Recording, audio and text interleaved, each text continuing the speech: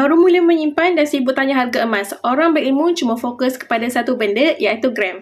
Sebab apa? Pertama, emas bukan tentang harga, ia tentang berapa gram yang bertambah setiap bulan. Yang kedua, emas perlukan masa. Harga naik turun setiap hari. Tapi dalam jangka masa yang panjang, memang naik. Jadi, kalau nak hasil yang bermakna, dua perkara yang wajib kita kena ada. Pertama adalah volume. Simpan 1 gram nak jadi kaya, confirm tak akan tuan-puan. Ada 200 gram baru terasa kekuatan simpanan. Penyimpan emas yang tegak akan simpan berkilo-kilo emas. Yang kedua, tempoh masa. Baru simpan 6 bulan dah kelabah nak jual. Memang kita tak nampak apa-apa. Tempoh yang sesuai adalah 2 tahun ke atas. Peram tambah lupa. Itu tips simpan emas. Ramai yang belum faham tentang emas. 1 gram emas belum ada tapi sibuk nak tanya mahal atau murah.